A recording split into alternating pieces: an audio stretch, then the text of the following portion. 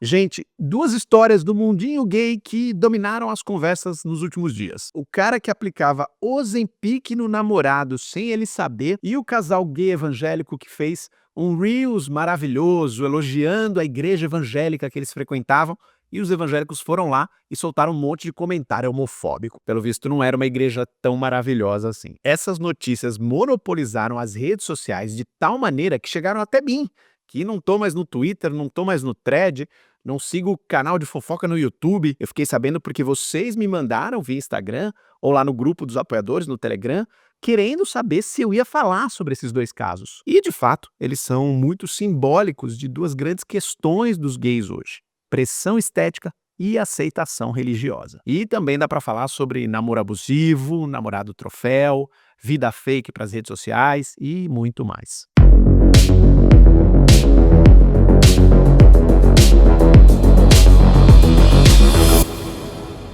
Meu nome é Marcel Nadali e aqui no Gay Nerd a gente fala de cultura pop e questões da vida gay, às vezes tudo ao mesmo tempo. Então já deixa o seu like e se inscreve no canal porque eu tenho certeza que você vai gostar muito do conteúdo. Essa semana o canal chegou a 300 apoiadores, eu fico muito feliz, eu agradeço demais, porque assim, real oficial, esse canal só é viável porque esses caras acreditam no meu trabalho. Eu tenho que agradecer e você também, senão não teria canal. Para quem quiser se juntar a eles, é só clicar no botãozinho Seja Membro embaixo do vídeo. Apoiador assiste os vídeos antes de todo mundo, tem vídeo exclusivo só para ele, pode bater um papo direto comigo no nosso grupo do Telegram e, mais importante, eles podem bater papo entre eles, né? Porque o grupo realmente virou uma comunidade. Todo mundo se conhecendo, se ajudando. No encontro do domingo retrasado, formou até um casalzinho. Enfim, vem virar apoiador que você vai curtir demais. O canal também aceita doações via Pix. Qualquer valor ajuda muito. A chave é canalgaynerd@gmail.com e esse também é o e-mail para você mandar os seus dilemas, as suas dúvidas, as suas questões, que tantas vezes inspiram vídeos aqui para o canal. Gente, normalmente eu não reajo a essas fofocas que viralizam nas redes sociais porque o meu ritmo de produção é muito lento. Sou eu que roteirizo, sou eu que apresento, sou eu que edito. Então, até tudo ficar pronto, eu tenho medo do assunto já ter morrido. Alguns de vocês devem até estar pensando, nossa, mas agora que ele vai falar sobre isso? Pois é, eu voltei atrás nessa decisão porque tanta gente me avisou que eu pensei, tem alguma coisa aí. E também isso vai servir como um teste para saber se eu deveria fazer mais vídeos desse tipo, mesmo correndo o risco de perder o timing da notícia, perder o calor do momento. Calor a gente não perde, né? Nessa desgraça de verão, nunca. A história do Ozempic apareceu no podcast Um Milkshake Chamado Wanda, que é um dos maiores do país. Aliás, eles podiam me chamar pra ir lá, né? Como um convidado especial. Me ajuda aí, gente, nessa campanha, Marcel no Wanda, hashtag Marcel no Wanda. Enfim, um ouvinte do podcast chamado Tony mandou uma história pra eles. Eu vou colocar o link pro episódio no descritivo desse vídeo, mas ele falava mais ou menos isso, assim, resumidamente. Ele namora há 3 anos um cara chamado Rafa, que recentemente começou a malhar e ficou com um corpo legal. E o Tony não, o Tony tá 8 quilos acima do peso, segundo ele mesmo. Só que recentemente, o Tony começou a sentir menos vontade de comer. Ele até enjoava quando ele via comida. E nisso ele perdeu 3 quilos. Ele estava achando que era alguma reação psicológica ao trabalho, porque ele está passando por uma fase difícil, com muito estresse, muita ansiedade. Só que aí um dia ele descobriu uma caneta de Ozempic no fundo da geladeira. Ozempic, para quem não conhece, é um remédio novo que está revolucionando a indústria farmacêutica, porque ele contém um princípio ativo chamado semaglutida, que induz a sensação de saciedade no cérebro. Ou seja, você tem a sensação de que você já está satisfeito, você não tem vontade de comer. Por isso que o Tony estava até sentindo enjoo quando via comida. E ele vem num aplicador próprio, que é uma injeção, mas parece realmente uma caneta. Você encosta no corpo, aperta o botão e vai. Bom, o final da história eu contei lá no começo. O namorado estava aplicando Ozempic nele enquanto ele dormia. Sabe aquele papo de que, de boas intenções, o inferno tá cheio? Pois é, o cara mirou em ajudar o namorado e acertou em crime, porque, em primeiro lugar, ele estava violando o corpo da pessoa. Você não pode dar remédio para uma pessoa sem ela saber, isso é crime. E segundo, ele estava conseguindo Ozempic sem receita médica, né? Mesmo que ele conseguisse uma receita para ele mesmo, se ele aplicava no namorado, ele também estava violando a lei. Veja só o tamanho da loucura que é a pressão estética. O Tony estava de boa com ele mesmo, assim, ele estava ok com uns quilinhos a mais, ele ia resolver isso no tempo dele se ele decidisse que queria resolver. Mas o namorado que ficou todo gostosão, aparentemente achou que ele tinha que ter um namorado gostosão também. Como assim? Eu todo sarado e ele gordo, né? Como é que eu vou postar foto nas redes sociais? Já não basta a pressão estética que a gente internaliza na nossa própria cabeça,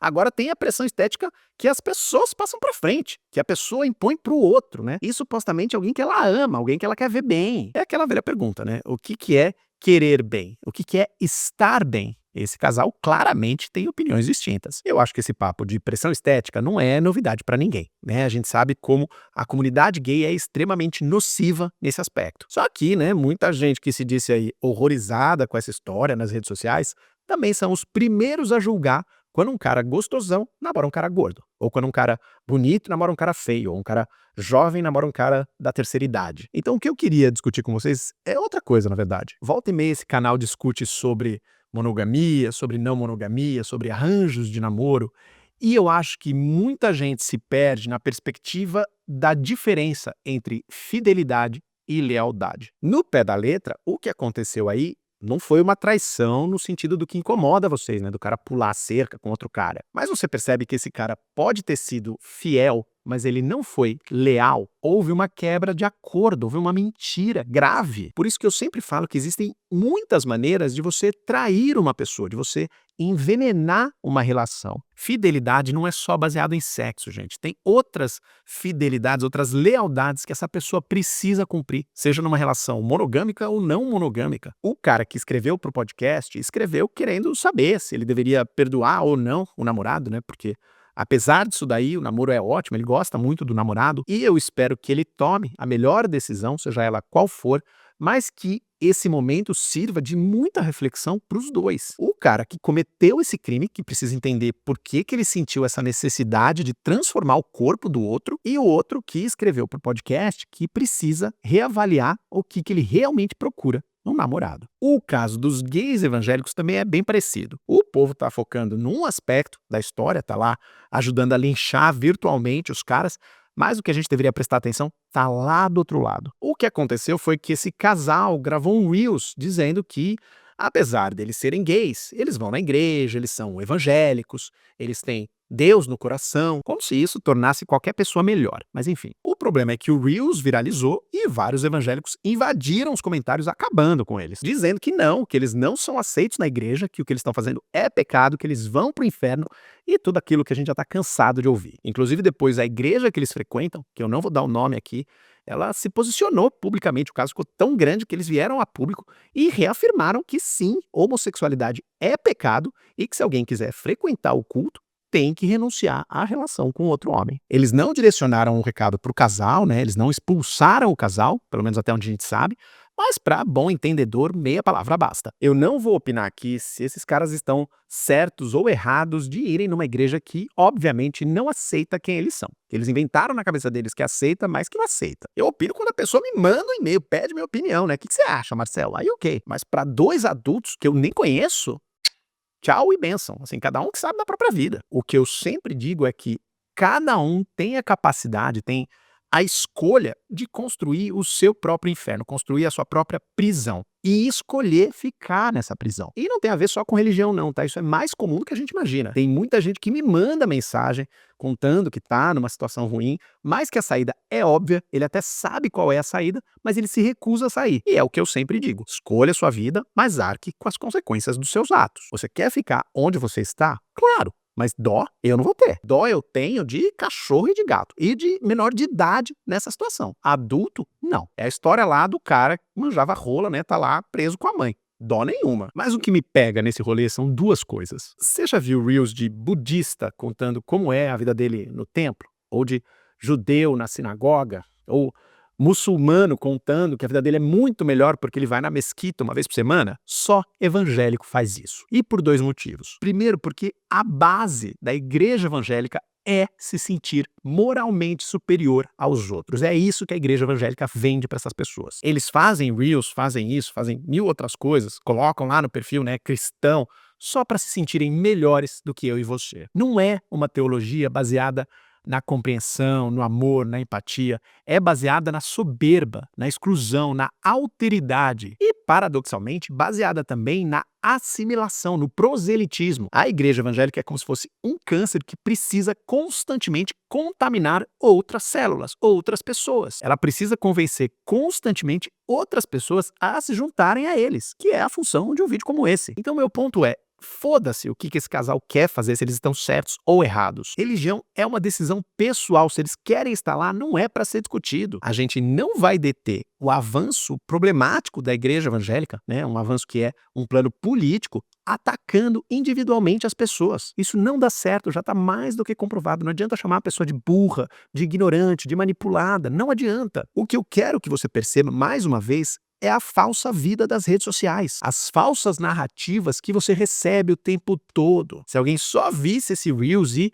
não lesse os comentários, ia achar os evangélicos maravilhosos, super inclusivos. E não são. A lição aqui não é que as igrejas evangélicas estão cheias de homofóbicos, a gente já sabe disso. A lição aqui é: para de acreditar na falsa felicidade que as pessoas te vendem nas redes sociais. Seja com a igreja, seja com o corpo perfeito, o namorado perfeito, o carro perfeito, o dinheiro. Se nem esse casal que estava na situação conseguiu enxergar a realidade da situação, imagina você que está recomprando a mentira que eles também compraram. É o meu papo de sempre, gente. Assim, essas polêmicas são menos para a gente apontar o dedo na cara dos outros e mais para a gente pensar como que a gente se posiciona numa situação como essa. Quais são os valores que importam para a gente. Mas, claro, eu tenho certeza de que você tem muita opinião sobre esse assunto, então me conta aí nos comentários como é que você se sentiria nessas situações. Me conta aí como é a sua relação com a sua autoestima, com a pressão estética, com as cobranças do seu namorado e com a homofobia institucionalizada da igreja evangélica. Mudando totalmente de assunto, bora falar de coisa boa, bora falar de lugar onde todo mundo é bem-vindo. Encontro do Gay Nerd em São Paulo, dia 23 de março, e no Rio de Janeiro, dia 18 de maio. Vem conhecer gente nova, vem fazer novos amigos, vem bater um papo comigo e passar um dia bem gostoso. Link para os ingressos no primeiro comentário fixado, no descritivo do vídeo e nos QR Codes que estão aparecendo na tela. A gente se vê no próximo vídeo, cada vez mais gay, cada vez mais nerd.